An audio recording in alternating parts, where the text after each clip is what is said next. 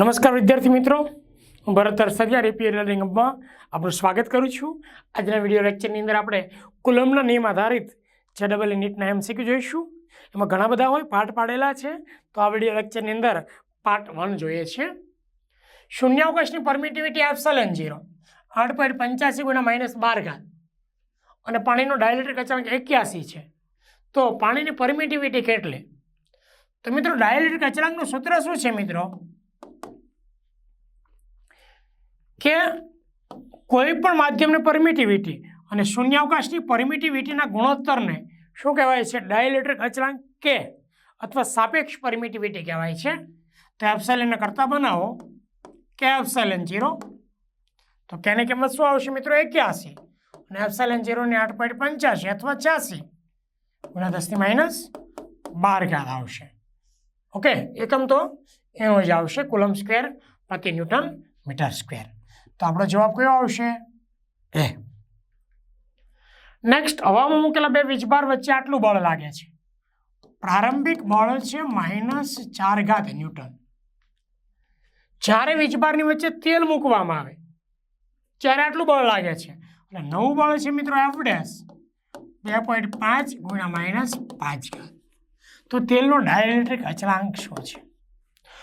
તો મિત્રો બે વીજભાર વચ્ચે જ્યારે આપણે કોઈ પણ ડાયલેક્ટ્રિક અચળાંક ધારો તો માધ્યમ મૂકીએ તો નવું બળ કેમાં ભાગનું થાય છે?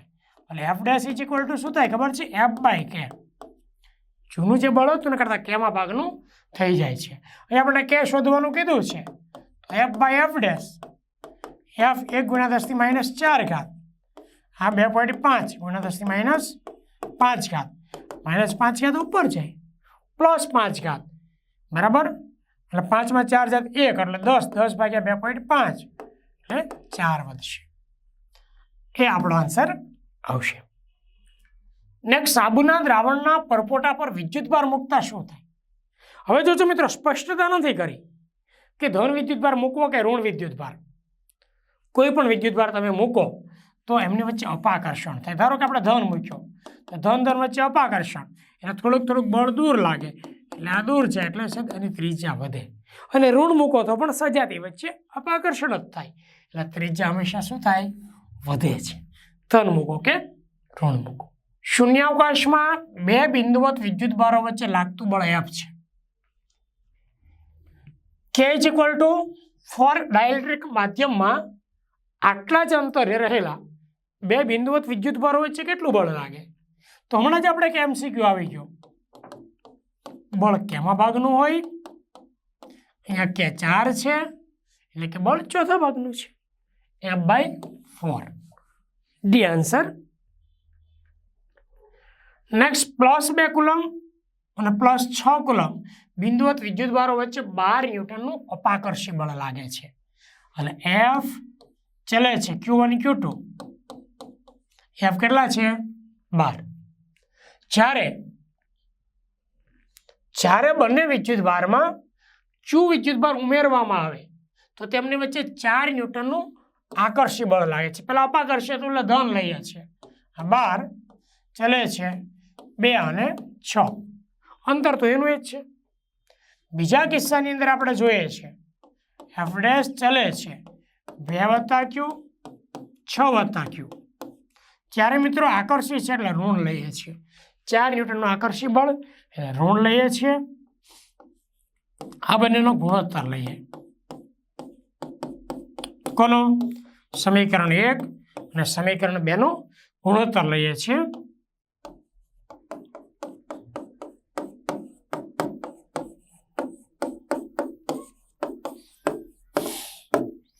-4 12/2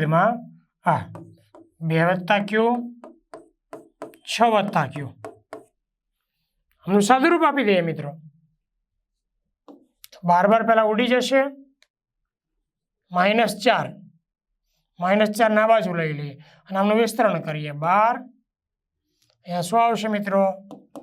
2Q, આમનું વિસ્તરણ કેટલું આવશે?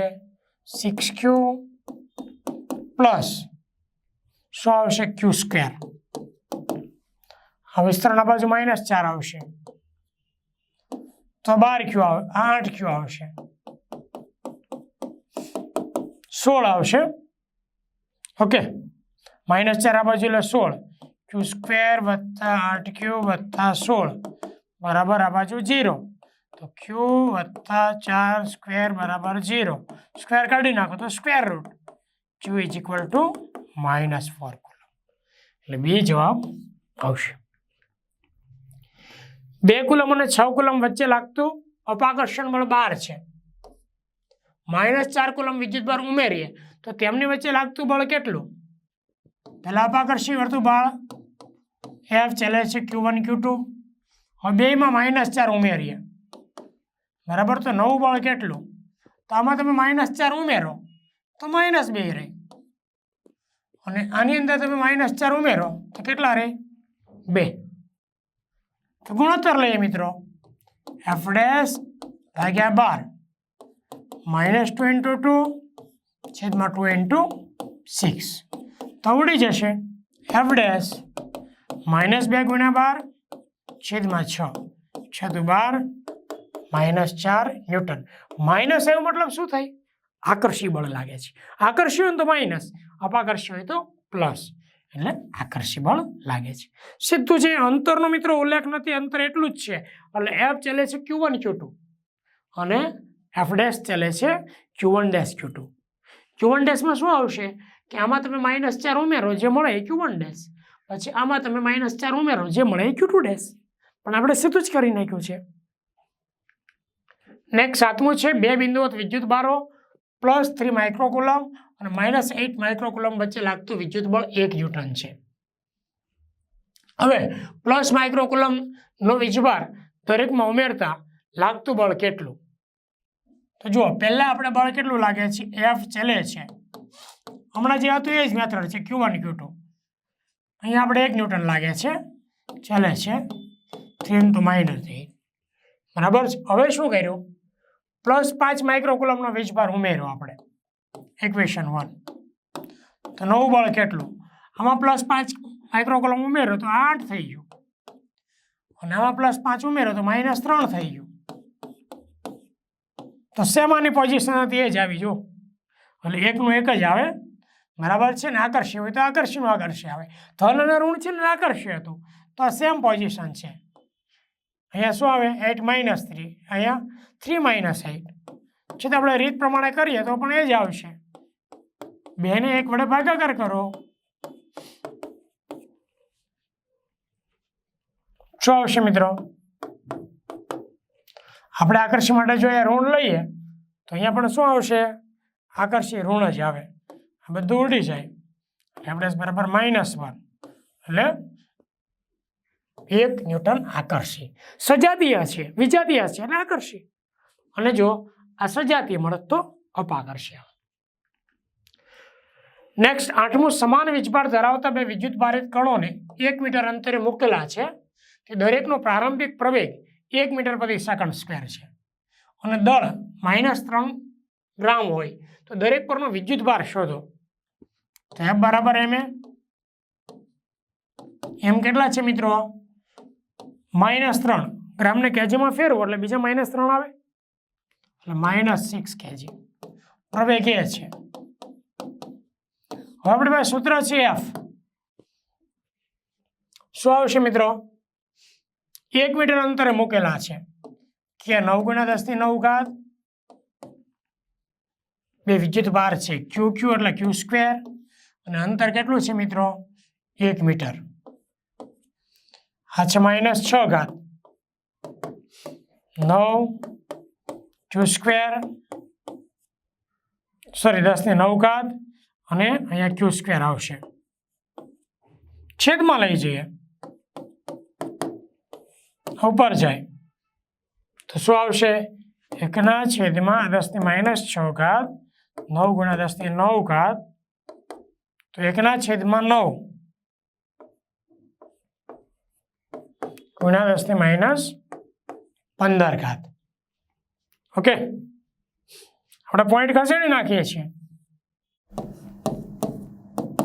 10 ને 9 વડે ભાગાકાર કરીએ, 10 × -16 કરીએ ભાગ્યા 9 10 ને 9 વડે ભાગાકાર કરો તો 1.1, 10 - 16 ઘાત, વર્ગ કાઢો એટલે વર્ગમૂળ, એક સ્ક્વેર રૂટમાં જ રહે 1.1 અને આ -8 ઘાત થશે. ઓકે, એટલે આપણે જવાબ આવશે એ. 9મું એમ જેટલું સમાન દળ અને ક્યુ જેટલો સમાન વીજભાર ધરાવતા બે કણ એકબીજાથી 16 સેમી અંતરે મૂકેલા છે.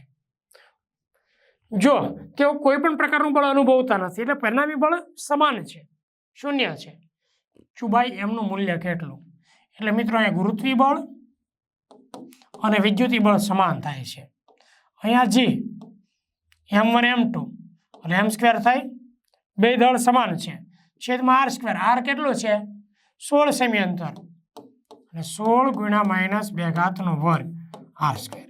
અહીંયા શું થાય? K Q1 Q2 એટલે વિદ્યુત ભાર અને અહીંયા પણ અંતર R² સેમ ટુ સેમ એમનો વર્ગ ઉડી જશે. ઓકે, Q/M નું મૂલ્ય તો આના છેદમાં લઈ જાઓ, G/K Q²/M², Q/M આખાનું વર્ગમૂળ કરીએ, G/K. K શું આવશે? 1/4πε0. 1/4πε0 ઉપર જાય તો 4πε0 × G આવશે. એટલે આપણો જવાબ કયો આવશે? બી. નેક્સ્ટ 10મો, હાઇડ્રોજન પરમાણુમાં ઇલેક્ટ્રોન r ત્રિજ્યાની વર્તુળાકાર કક્ષામાં ન્યુક્લિયસની આસપાસ ગતિ કરે છે તો ઇલેક્ટ્રોન પર લાગતું કુલંબી બળ કેટલું? હાઇડ્રોજનના પરમાણુમાં એક પ્રોટોન વિદ્યુતભાર +E ધરાવે, ઇલેક્ટ્રોન -E વિદ્યુતભાર ધરાવે, અંતર r છે. તો આપણું સૂત્ર છે કે Q1 Q2/R². કેના કે E હાઇડ્રોજન માટે, ઇલેક્ટ્રોન માટે -E, અને સદિશ બળ લેવું હોય તો r કેરેટ લખવું પડે. r કેરેટ માટે હું શું કરું છું? r સદિશ છેદમાં r.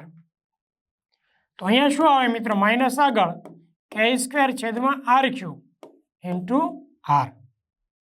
એટલે આપણો જવાબ આવશે સદિશ વાળો. કયો આવશે? ડી આવશે. 11મું, સમાન મૂલ્યના 3 વિદ્યુતભારો ચોરસના 3 શિરોબિંદુ પર મૂકેલા છે. જો Q1 અને Q2 વચ્ચે લાગતું બળ F12 હોય તો શું આવે?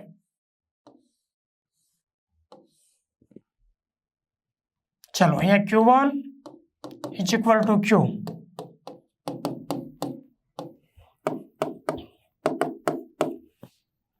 તો પેલા F13 શોધો.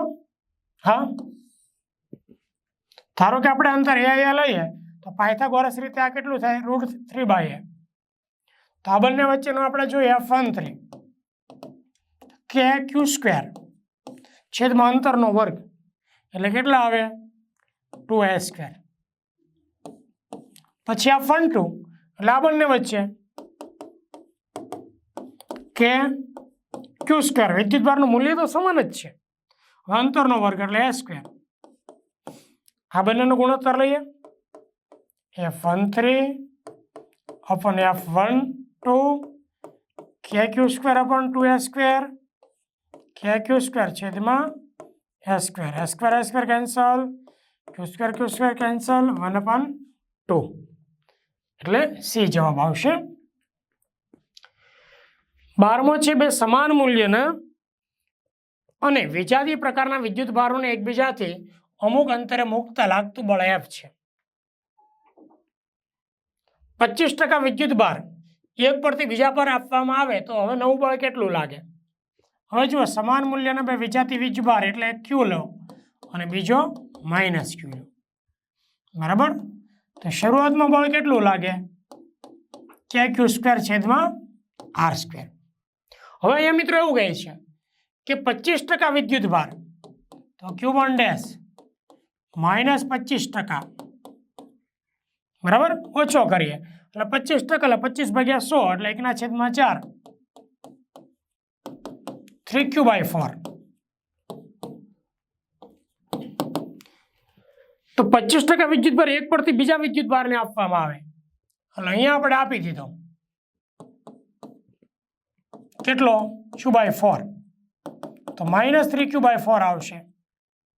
હવે નવું બળ F' કે Q1 dash Q2 dash 3Q/4 પણ -3Q/4 છેદમાં R સ્ક્વેર. તો કેટલું આવશે? 3 × 3 9, 4 × 4 16. તો 9/16 માઇનસ KQ² છેદમાં R સ્ક્વેર. પણ આ તો શું છે મિત્રો? F છે. એટલે 9/16 × F. ઓકે, આપણો જવાબ આવશે ડી. 13મો, હવામાં મૂકેલા બે વીજભારો એકબીજાને 10⁻⁴ ન્યૂટન જેટલા બળથી અપાકર્ષે છે. જ્યારે વીજભારને તેલ મૂકવામાં આવે એમની વચ્ચે ત્યારે બળ આટલું લાગે છે, તો ડાયઇલેક્ટ્રિક અચળાંક કેટલો?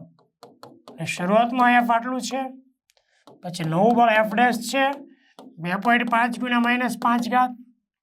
તો આપણું સૂત્ર શું છે મિત્રો? સૂત્રની અંદર આપણું છે કે નવું બળ એ જૂના બળ કરતાં કેવા ભાગનું થાય?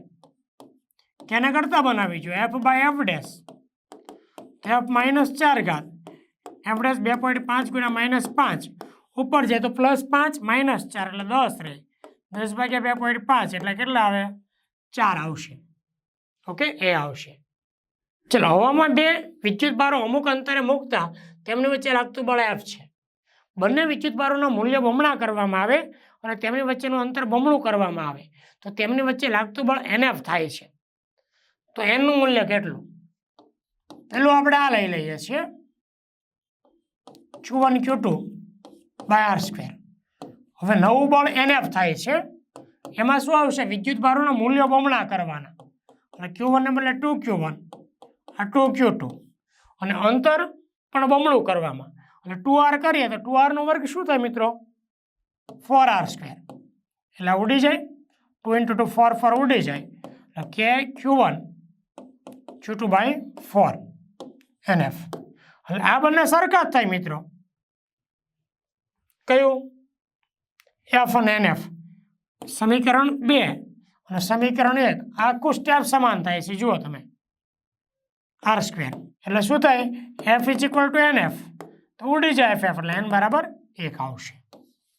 બી જવાબ. 14મો, સમબાજુ ત્રિકોણના દરેક ખૂણે +Q વિદ્યુતભાર મૂકવામાં આવે છે. જો કોઈ પણ બે વિદ્યુતભારો વચ્ચે લાગતું પારસ્પરિક બળ F હોય તો કોઈ એક વિદ્યુતભાર પર લાગતું પરિણામી બળ કેટલું? હવે આ 3 વિદ્યુતભારો મૂક્યા. આ બંને વચ્ચે લાગતું જે બળ છે F છે. આ બંને વચ્ચે લાગતું બળ F છે. સમબાજુ ત્રિકોણ સમકોણ હોય એટલે 60 કોણ હોય તો પરિણામી બળ શું થાય મિત્રો? સમાંતર બાજુ ચતુષ્કોણ F1² + F2² + 2F1F2 cos θ. cos અહીંયા 60 છે, બંને વચ્ચેનો કોણ. આ F1 લો, F2 લો, આ પરિણામી બળ. તો F જ છે મિત્રો. F² + F², 2F × F cos 60 એટલે 1/2. એટલે ઉડી જશે. તો F F² એટલે 3F². તો શું થશે મિત્રો? √3F. જવાબ કયો આવશે? સી. 15મો, એક નેનો કુલમના બે વીજભારોના સ્થાન સદિશ આપેલા છે. તો બંને વીજભાર વચ્ચે લાગતું કુલમ બળ કેટલું? તો આપણે R શું શોધવાનું મિત્રો? R2 - R1 અથવા R1 - R2 એ ચાલે. 2 3 1 માઇનસ તો આવશે 2 3 1. ચાલો, 2 - 1 એટલે 1, 3 - 1 એટલે 2, 1 1 એટલે 2 થઈ જશે. અને આમનું મૂલ્ય કેટલું થાય મિત્રો? 1 નો વર્ગ + 2 નો વર્ગ + 2 નો વર્ગ. 4 4 8 અને 1 9. 9 નો વર્ગમૂળ 3 આવશે. વિદ્યુતભારો બંને કેટલાના છે? નેનો કુલમ એટલે -9 coulomb. F = K Q1 Q2/R². કે 9 × 10⁹ Q1 Q2 -9. ચલો, R², 3 નો વર્ગ 9. તો ઉડી જશે. આ એક ઉડી જાય. -9 ઘાત ન્યૂટન, એટલે સી જવાબ આવશે. બે બિંદુ વિદ્યુત ભારો વચ્ચે વિદ્યુતી બળ 200 ન્યૂટન લાગે છે. કોઈ એક વિદ્યુત ભારનું મૂલ્ય 10% વધારવામાં આવે અને બીજાનું 10% ઘટાડવામાં આવે તો નવું બળ કેટલું મિત્રો? તો એફ કેટલા છે? પહેલા 200 ન્યૂટન. ક્યારે? Q1 અને Q2 વિદ્યુત ભાર હોય ત્યારે. હવે એવું કીધું કે એકનું મૂલ્ય 10% વધારવામાં આવે તો પહેલા શું છે મિત્રો? આપણે Q1 વત્તા 10% Q1 કરી દઈએ તો 10% એટલે 10/100 અને 0.1 Q1 થાય. Q1 કોમન કાઢી નાખીએ તો 1 વત્તા 1.1 એટલે 1.1 Q1. આ જ રીતે Q2 એમાં 10% ઘટાડવામાં આવે છે -10% Q2 એટલે Q2 -0.1 Q2, 0.1 કોમન કાઢો તો કેટલા આવશે? 0.9 Q2. તો અહીંયા મિત્રો શું થશે? F = K Q1 Q2 / R². સમીકરણ 1. જ્યારે F' શું થશે?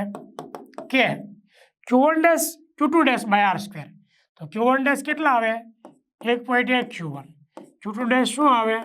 0.9 Q2 છેદમાં R². તો આ બેનો ગુણાકાર કેટલો આવશે? 11 × 99 એટલે 0.99 આવશે કે Q1 Q2 / R². તો આ કેટલા છે?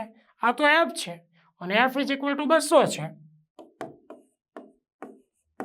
અહીંયા 200 છે તો 2 0 કાઢી નાખો. 99 × 2 99 તો 198 થાય. એટલે આપણો જવાબ કયો આવે? સી. તો મિત્રો આપણે કુલમના નિયમ આધારિત MCQ પાર્ટ 1 જોયા. નેક્સ્ટ વિડીયો લેક્ચરની અંદર આપણે હજી પણ આવા જ MCQ પાર્ટ 2 ની અંદર અભ્યાસ કરીશું. થેન્ક યુ મિત્રો.